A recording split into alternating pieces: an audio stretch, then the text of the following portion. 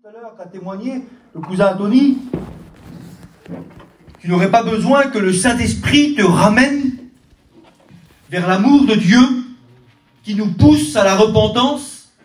On se tue des fois, même moi aussi je me tue des fois dans des situations, même dans l'action de Dieu, où des fois je me tue pour résoudre des problèmes, des fois dans des foyers, et tout à coup on est là, et puis on parle, on s'attend à la parole de Dieu, et puis on sent qu'on manque d'huile, même nous, serviteurs de Dieu. Et puis le frère est là à côté de nous, un collègue, un copain, et puis l'esprit est sur lui, il dit un mot, situation, foyer qui était bloqué, qu'on n'arrive pas à débloquer, et lui animé du Saint-Esprit, il dit un mot, et tout à coup, l'esprit tombe dans le foyer, et le foyer est délivré. Dispute pendant des mois, des jours, tout à coup, tout est apaisé, parce que l'esprit est descendu, et c'est ce qu'on a besoin, frères et sœurs. On a besoin que Dieu nous visite. Alors moi, j'ai noté des choses, mais ce que je note souvent une fois quand je prie pendant la réunion, là, Seigneur, ce que je note, c'est bien, mais je m'attends à Dieu. Je veux que le Saint-Esprit nous bénisse. J'ai besoin que l'Esprit de Dieu nous bénisse.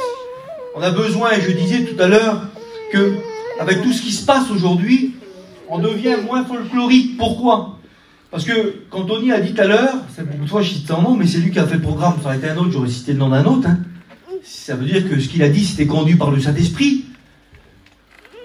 On a une réunion, on a dit. On a réussi à avoir une réunion. On a une réunion un peu plus peut-être que la mission ne se faisait pas là. Mais la réunion a eu lieu.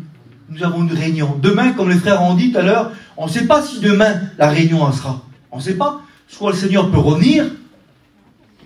Oh là là. Vous avez peur du retour du Seigneur? On ne prêche pas la grande tribulation. Hein? On prêche le mariage. Bientôt, Jésus va venir chercher son épouse. Quelle beauté. Soit le Seigneur peut revenir ce soir. Gloire à Dieu, là c'est mieux. Hein? Que Dieu soit béni. On attend le retour du Seigneur. Alors, on n'est pas angoissé quand on écoute parler du retour du Seigneur. On doit se réjouir du retour du Seigneur. C'est un jour merveilleux. C'est un jour où le Fils de Dieu, à la voix que Dieu dira, il viendra te chercher à toi. Quelle beauté. Tu es prêt par la grâce de Dieu. Peut-être que tu dis, mais oui, je ne suis pas sûr d'être prêt.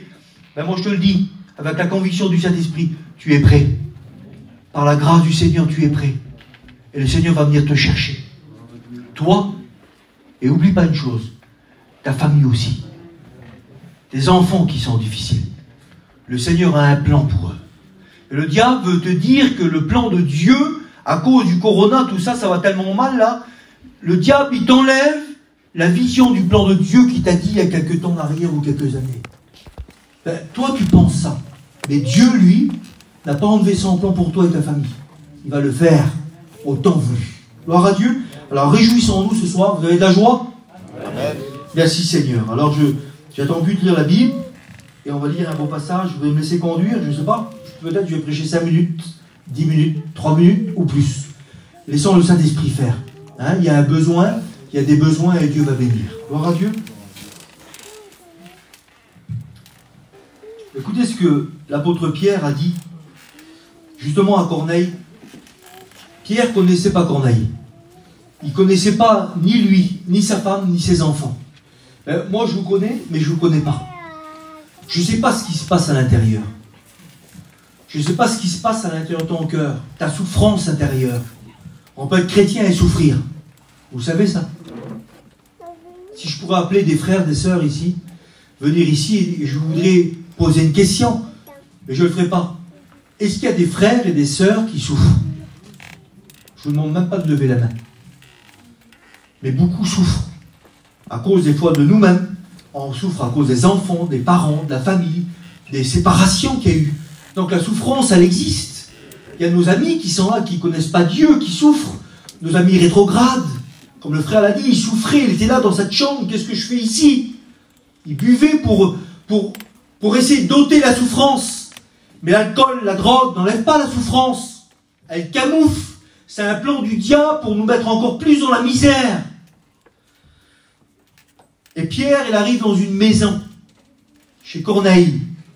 Et écoutez ce qu'il dit. Il aurait pu parler de lui, mais il ne parle pas de lui. Je n'ai pas envie de vous parler de moi. J'ai envie de vous parler de quelqu'un ce soir. de Jésus-Christ de Nazareth. Parce que je sais une chose, et quand je prêche comme le frère aussi le font, nous avons une conviction de Dieu, c'est que lui, il peut tout. À Dieu, tout est possible. Pas au pasteur. À Dieu, tout est possible. Et toi, si tu crois, tout est possible aussi. Si tu mets ta foi dans ce message ce soir, ce qui est ténèbres autour de toi, ce qui est noir autour de toi, Dieu va intervenir. Tu le crois ça? Écoutez ce que l'apôtre Pierre a dit dans Acte 10, verset 38. Il dit, vous savez comment Dieu a oint du Saint-Esprit et de force Jésus de Nazareth, qui allait de lieu en lieu, faisant du bien et guérissant tous ceux qui étaient sous l'empire du diable. Moi, des fois, je lisais, je crois que c'était sous l'emprise du diable. C'est presque pareil, mais là, c'est encore pire. C'est l'empire du diable. Et un empire, c'est une autorité suprême absolue sur des gens. Il dit, car Dieu était avec lui. Nous sommes témoins de tout ce qu'il a fait dans le pays des Juifs et à Jérusalem. Ils l'ont tué en le pendant au bois. Dieu l'a ressuscité le 3e jour. Gloire à Dieu. Amen. Merci au Seigneur. Quel verset ça, Seigneur? Je pensais l'autre jour. Il est quelle heure? Il n'y a pas de monde ici? Non? D'accord. Bon, je ne vais pas être là. Je pensais l'autre jour, je lisais les prédications. Pas nos prédications à nous. Les prédications des apôtres. Je ne sais pas si vous avez fait déjà attention. Essayez de le faire. Lisez par exemple quand l'apôtre Pierre prêche à la Pentecôte. Lisez Paul quand il prêchait à part, quand il a prêché toute la nuit, que l'autre il s'est endormi. Mais quand vous lisez les messages des frères qui prêchaient là, vous prenez une montre et lisez ce qu'il a dit. Ça dure 2 minutes, 3 minutes, 1 minute. La Bible dit que lorsqu'il prêchait, 3000 personnes se convertissaient. C'était pas la durée du temps du message qui comptait. C'était la puissance du Saint-Esprit dans la parole de Dieu. Et l'apôtre Pierre est là devant des besoins différents. Et moi, je me trouve ce soir devant des besoins différents. Mais je ne connais pas vos cœurs. Mais celui qui nous a amenés jusqu'ici connaît vos cœurs. Il connaît le besoin de ton cœur. Je ne vais pas prêcher simplement pour des personnes qui ne connaissent pas Dieu, ou des rétrogrades, ou des chrétiens. C'est général. Dieu connaît chaque cœur, chaque besoin. Si tu es venu ici, c'est parce qu'il y a un besoin. Il y a peut-être un serviteur de Dieu qui a besoin aujourd'hui. Une femme d'un serviteur de Dieu, des fois qui est accablée par des problèmes. On ne peut pas cibler quelqu'un dans une prédication. C'est le Saint-Esprit qui parle au cœur. Et la Bible dit que l'apôtre Pierre est là et il dit, vous savez, vous connaissez l'histoire de Jésus-Christ il y a quelques temps, quelques années en arrière. Vous savez ce qui s'est passé. Et vous aussi, vous savez ce qui s'est passé. Vous connaissez l'histoire du Seigneur, de Jésus-Christ de Nazareth. Et il dit, vous savez comment Dieu, de quelle manière, comment Dieu a procédé pour oindre du Saint-Esprit son Fils bien-aimé. Et on le sait comment Dieu a fait. C'était prophétisé, sa naissance était prophétisée. Sa venue était prophétisée par le Saint-Esprit. Son ministère était prophétisé par le Saint-Esprit. Et il dit, vous savez comment Dieu a fait, de quelle manière. Et j'aimerais vous rappeler ça. Comment le Seigneur a été oint du Saint-Esprit. Comment Dieu le Père, a oint du Saint-Esprit le Fils de l'homme, le Fils de Dieu. Rappelez-vous lorsque Jésus était dans le Jourdain. Lorsqu'il priait, la Bible dit que pendant que Jésus priait, c'était pendant la prière, comme on l'a entendu dans les chants. Et je t'invite ce soir, pendant cette prédication, il y a un besoin dans ton cœur. Il y a une demande que tu peux adresser à Dieu. Pendant ce message, parle-lui. Parle à Dieu. Parle au Seigneur, parce que lui, il est en train de te parler. Et un dialogue pendant que lui te parle dans cette prédication. Parle-lui. Si tu as une question à lui poser pendant le message, c'est individuel, c'est personnel dans ton âme. Parle avec Dieu, demande quelque chose à Dieu pendant ce message. Et Dieu va te répondre. Mais Dieu a l'épreuve ce soir. Et je te le dis au nom du Seigneur, que Dieu va ouvrir les écluses du ciel pour toi. Dieu va intervenir. Demande-lui quelque chose ici. Demande-lui quelque chose même pour quelqu'un qui n'est pas dans ce lieu. Quelqu'un de ta famille qui pèse sur ton cœur, qui te fait mal. Les douleurs que tu as pour quelqu'un dans ton âme. Pendant ce message, parle-lui. Demande-lui de bénir quelqu'un qui n'est même pas dans ce lieu. Et je te le garantis au nom du Seigneur que Dieu va le faire. Dieu est omniprésent. Le Fils de Dieu est omniprésent. Il est capable par le Saint-Esprit de bénir quelqu'un qui n'est pas dans ce lieu. Parle-lui. Pendant que Jésus priait, le ciel s'ouvrit.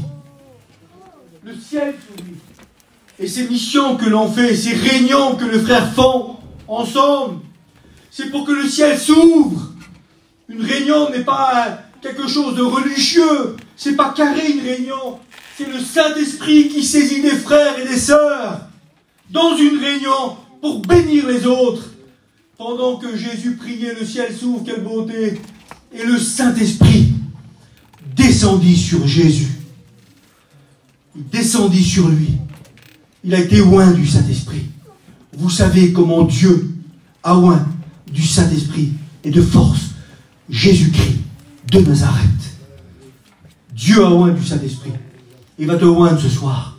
Tu as besoin, toi qui es là, je ne sais pas le besoin, donc je ne vais pas toujours dire chrétien, non chrétien, rétrograde, ça va être fatigant, c'est rabat-choix. Tu as besoin. Je ne cite pas ta personnalité, je ne cite pas ta position devant Dieu, mais tu as besoin. Prie. Prie Dieu. Demande à Dieu. Demande-lui. Dieu, comme le cantique qu'on a entendu, a entendu ta prière. Il a entendu ta prière. Et puis, la Bible nous dit que Dieu a oint du Saint-Esprit Jésus de Nazareth et de force. Quelle simplicité, Seigneur, mon Dieu, je ne veux pas être comme ça. C'est Pierre qui prêche là. Et il dit, ce Jésus de Nazareth qui allait de lieu en lieu. Jésus allait de lieu en lieu. Je vais vous poser une question. Qui a déjà été à Jérusalem, en Israël? Levez la main. Alors, il y a plusieurs. On a été pourquoi là-bas? Ceux qui ont été. On a été pour visiter les lieux. Hein? On a été pour visiter les lieux où Jésus a passé, où les apôtres ont passé. Ceux qui ont été en Égypte, on a eu l'occasion d'y aller. On a vu où Moïse a passé. On a été visiter les sites, nous rappeler ce que Jésus a fait dans des lieux. Mais je voudrais vous poser une question. Celui qui a fait tous les lieux où Jésus allait là, c'est Dieu, c'est Jésus et c'est le Saint-Esprit. C'est bien eux les créateurs des lieux du lac de Tibériade, de toutes les montagnes, des petits sites, des petits villages. Quand Jésus a été de lieu en lieu visiter ces lieux-là, est-ce que vous croyez qu'il a été faire une visite touristique? Dites-moi. Il doit être merveilleux de ce qu'il a fait. Mais il n'a pas été revisiter le lac de Tibériade, c'est lui qui l'a fait. Il n'a pas été calculé comme un poisson qui devait être dedans. C'est pas nous. La Bible dit que Jésus allait de lieu en lieu, de maison en maison, de place en place, de village en village, de ville en ville, de foyer en foyer. Vous savez pourquoi? Parce que la Bible dit qu'il a été oint et il allait de lieu en lieu pour faire du bien. Il allait visiter les petits foyers, les petits villages, pour faire du bien, de lieu en lieu.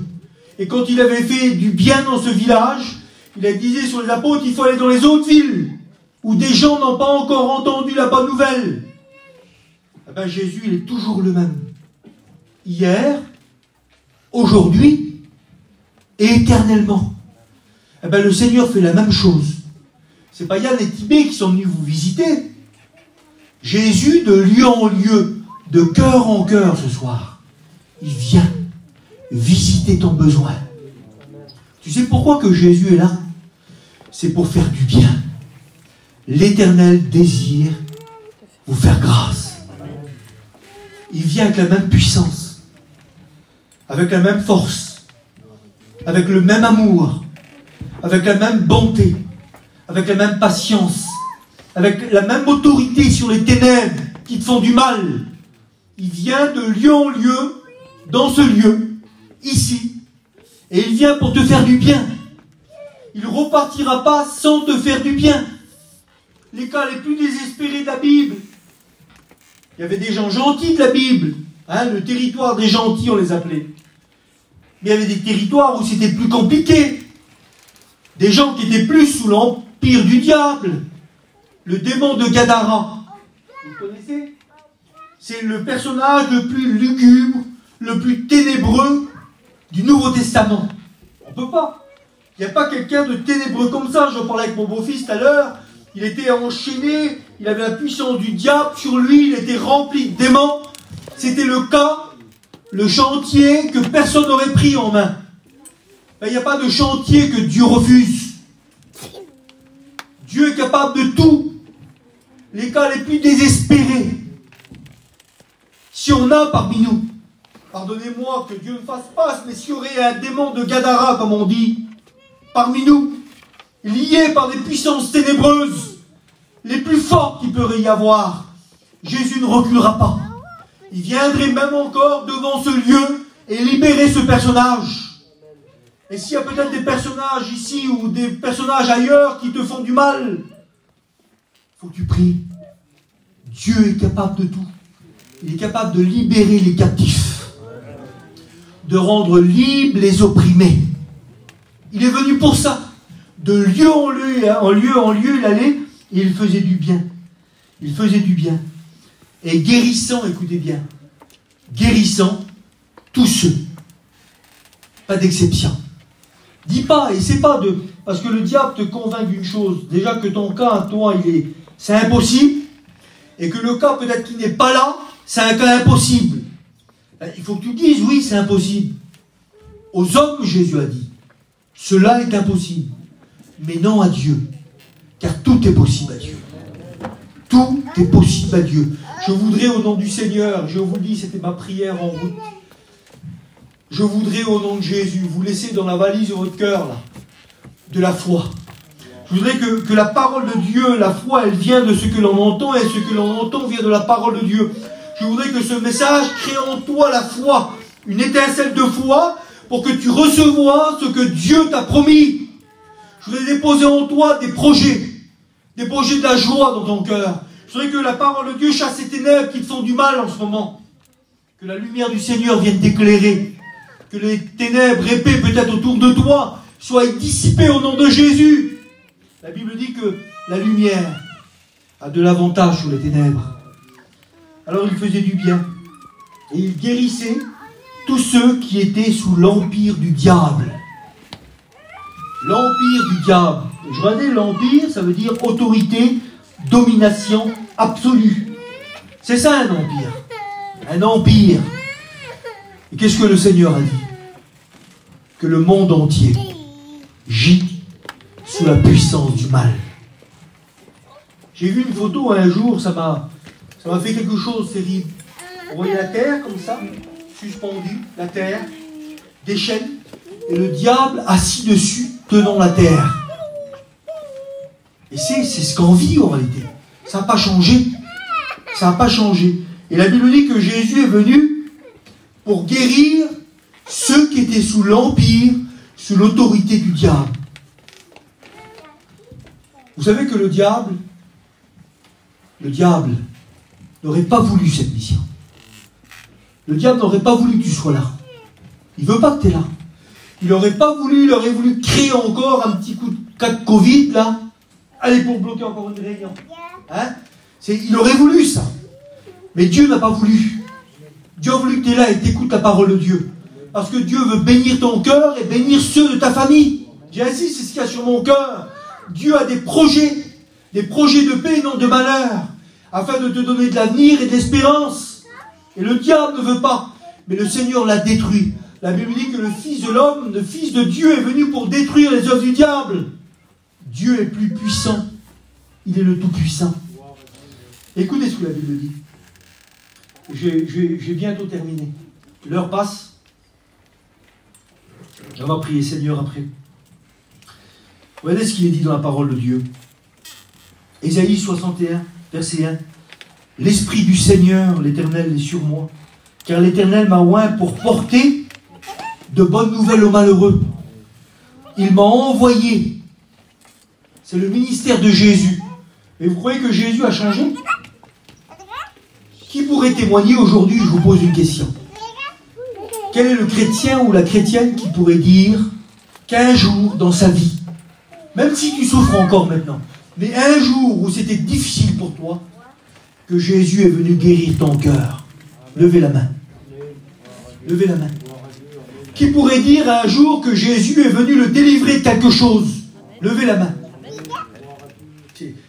Je ne sais pas, c'est pas du théâtre, on parle de la vérité. Qui pourrait dire qu'un jour Jésus l'a guéri dans son corps? Moi je lève les mains. Vous voyez pas un petit peu? On vit l'évangile, on vit la foi. C'est une parole de foi. Jésus est toujours le même, hier, aujourd'hui, éternellement. Et s'il l'a fait hier ou tout à l'heure, pourquoi qu'il ne le referait pas ce soir? Pourquoi qu'il ne le referait pas dans l'église? Pourquoi que le Saint-Esprit ne l'aimerait pas tellement d'une puissance que Dieu ne te guérirait pas ce soir? Dieu va te guérir. Il va guérir ton corps qui est malade depuis des années. Il va guérir ton âme qui souffre. Il va bénir ta famille, tes enfants qui sont tenus sous l'empire du diable. Oui, je le proclame au nom de Jésus que Dieu va guérir tes enfants. Il faut le croire au nom de Jésus. Il ne change pas, c'est lui qui domine ce soir. C'est le Seigneur, il est tout puissant. Et il dit pour proclamer aux captifs la liberté, aux prisonniers la délivrance, pour publier une année de grâce de l'Éternel et un jour de vengeance de notre Dieu, pour consoler tous les affligés, pour accorder aux affligés de Sion, pour leur donner un diadème au lieu de la cendre, une huile de joie au lieu du deuil. Je pensais aujourd'hui combien de nos frères, nos sœurs, nos familles qui ont passé par les séparations et qu'on les voit des fois faire à manger. Les missions, des fois, pardonnez-moi, je pense à personne. Et il y a des fois dans l'été ou ailleurs, où des fois on voit des frères, des sœurs qui ont vécu des moments très difficiles, qui ont perdu des êtres chers, et ça me bouleverse. Parce que personne ne peut intervenir, à part le Saint-Esprit comme cela. C'est des cas, on va consoler qui? Personne. Mais il est venu pour consoler les cœurs brisés. Combien de cœurs brisés, si je pourrais poser la question, ont été consolés par le Saint-Esprit? On voit des personnes des fois qui ont dit, mais c'est impossible que cette personne se relève avec ce qu'elle a vécu ou ce qu'il a vécu.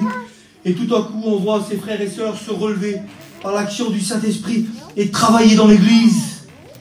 Inviter les frères et sœurs à avoir du goût, de la joie, pour inviter, pour faire à manger des gens. Et normalement, c'est des pleurs, c'est le deuil. On voit cette huile de joie, cette huile du Saint-Esprit se répandre dans des foyers. Quelle grâce de Dieu. Ça, c'est notre Seigneur. C'est parce qu'il nous aime. Tu sais que Jésus t'aime. Il aime les inconvertis. Mais tu sais qu'à toi, chrétien, le Seigneur, il t'aime. Il te chérit. Et tu as besoin d'écouter cela. J'ai besoin souvent de me rappeler que le Seigneur m'aime. Il a donné sa vie pour moi. Moi, Yann, là, il a donné sa vie à moi. Il est mort dans les pires des souffrances pour moi. J'aurais été tout seul sur la terre, j'en suis convaincu, qu'il serait venu subir les mêmes souffrances pour moi. Et je douterais des fois de son amour. Je douterais qu'il ne pourrait pas m'aider demain, pas bénir mes enfants, ma famille. Je douterais de son amour qu'il a pour toi. Tu as besoin de ressentir l'amour de Dieu. Vous savez que nous, les chrétiens, la première des choses qu'on a besoin de se rappeler, c'est Paul qui l'a dit, c'est de nous rappeler la croix. Je ne veux rien savoir d'autre, a dit Paul, parmi vous, et il écrivait aux chrétiens, que Jésus-Christ crucifié et Jésus ressuscité. Tu as besoin de te rappeler que Jésus t'aime. Chrétien, le Seigneur t'aime. Serviteur de Dieu, Jésus vous aime. Il n'a pas oublié vos ministères, il ne m'a pas oublié. Il n'a pas oublié les œuvres que vous faites depuis des années. Le Seigneur vous aime, il vous chérit, il vous aime. Des fois, nous, les serviteurs de Dieu, on est offrants. Vous ne le voyez pas.